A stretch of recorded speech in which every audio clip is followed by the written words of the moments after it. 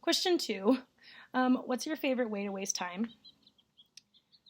I am not a good time waster. I don't really relax much. I've been trying to get better at it, life balance and such. But I think watching movies is probably the best thing that fits in this category, just because I enjoy having like a structured amount of time, hour and a half, 2 hours, whatever, that I can sit and like watch a story and just have it be over. But I have gotten a little bit more into series. I don't know. I like writing a lot. Number 3. What was the shaving process like? Actually, my mom is a beautician, and she has cut my hair the majority of my life, but with this haircut, she really didn't want to cut my hair. So my dad actually started the shaving process, and it was actually really hilarious because I wanted it to be super dramatic, just for fun, and I did not cut any of my long hair off before he started shaving, so he was just like going in at like the whole mane of hair that I had with the shaver, and it was pretty comical. And then my mom came in and fixed it, so that was the shaving process. And no, I did not film it, unfortunately. 4th question was, when's my birthday? My birthday is June 10th. Yay, Gemini baby. Number 5. What kind of mental, financial prep did it take to take the leap and travel solo for months? I would say in terms of mental prep, a lot of my preparation for this trip and taking something of this size on came first from experience. I have been traveling the majority of my life, and I write a little bit about that in my blog. But I would say if you want to prepare for a trip of this sort, start doing weekend trips by yourself. Do some kind of staycation things on your own to see how you feel with solo stuff, and gain your confidence in planning stuff and executing your plans while traveling and with the hiccups and things that come with travel. And also mental grit, just like playing out scenarios like, okay, if I plan this and if this happens and if I miss this flight or whatever, how am I going to deal with that? Do I have enough money to deal with potentially losing these flights, or, if, et cetera, et cetera. There's so many things when you're planning a trip that you can catastrophize in your mind, or that you can play out in a way of preparing for potential issues that could come up. And in that sense, kind of emboldening yourself and feeling more confident, and not just filling yourself up with anxiety from overthinking and being like, I wouldn't be able to handle that, If you do feel that way, don't travel alone, travel with someone. But yeah, if you want to do a trip like that, I would say that's the most important mental thing, is to know that you can figure it out. You've figured your way out of all these other things in life that, I'm sure have happened, because life is never straightforward for any of us. And you have to trust in yourself that you can do it, Financially, I would say calculate everything. Math is your friend. Like, really calculate how much are you making, how much are you spending, how much can you save in the months that you have left before your trip, and be honest with yourself. Can you budget enough to actually get to the amount that you want to have saved for whatever trip you're planning on? Second step is save a lot. So calculate it all, save. Share your plans with your loved ones so that they're not offended when, you're invited to some super expensive thing that maybe you don't want to drop a whole bunch of money on, Just be honest with those that you care about. Like, hey, I'm trying to not eat out this month, or I'm trying not to do that, I really want to save my money for this thing that's really important for me, That helped me, and I think a lot of the people in my life actually thought that was great. So share, and then calculate again.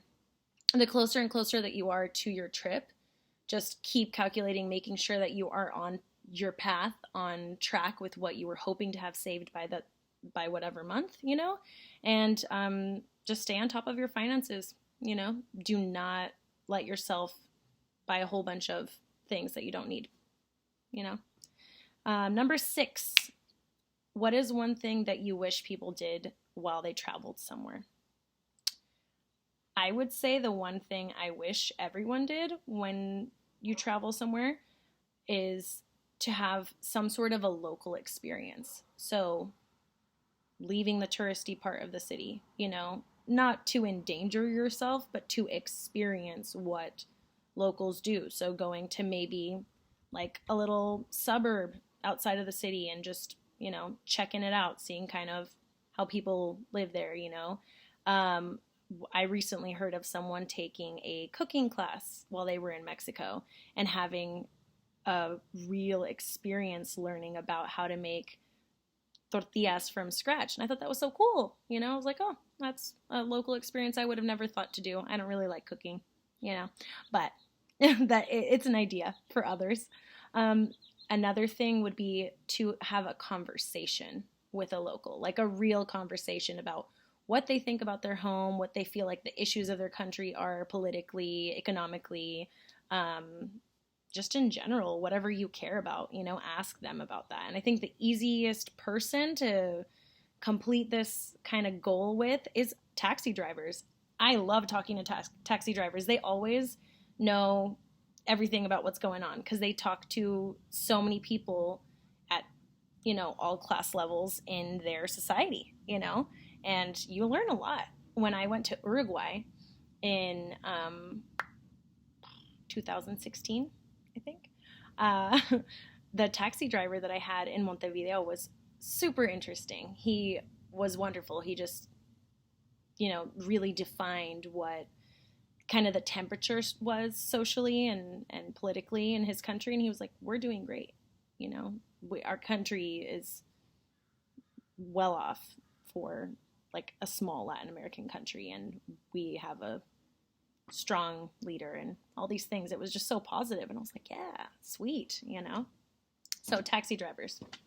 I have my little list here. Number 7 was, do you use your phone or your camera? I do not have a camera. I only use my phone for my pictures on my Instagram, which I assume is what this question was about. I am using my Mac right now for the video, but for the most part, I just use my iPhone X. That's it.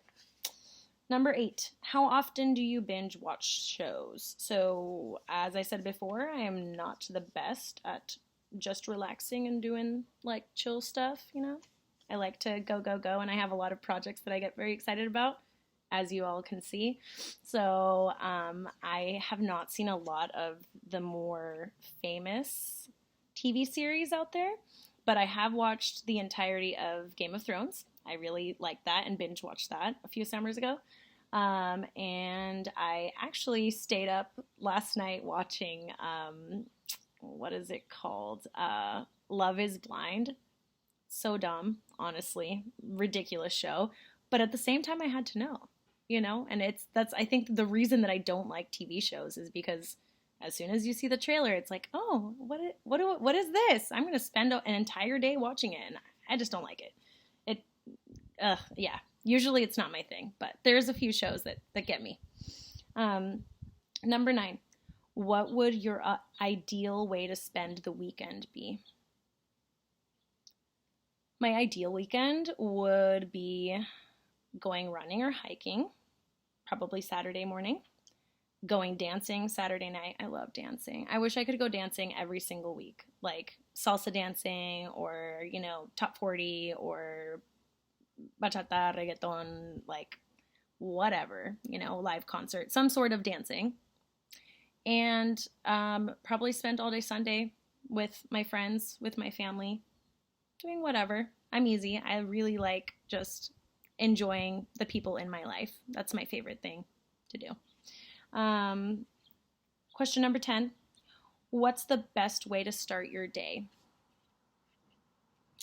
I think this has began like evolving for me.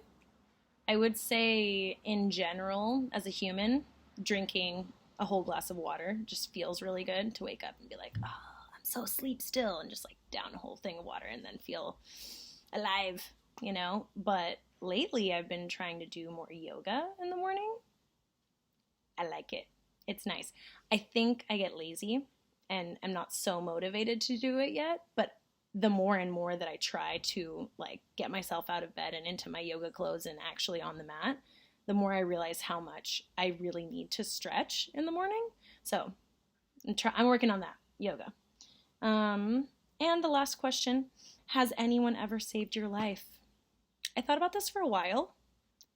I don't think so. Not officially. I have not ever been in a near-death experience or anything, thankfully. But, you know, I credit a lot of people for making my life a lot better than it could have been in certain scenarios, but no life-saving. Anyway, thank you to everybody that asked me questions. I would really like to answer more of your travel questions to put out more blog content that you want to read that would be useful to you. And thank you for following along. Talk to you guys later.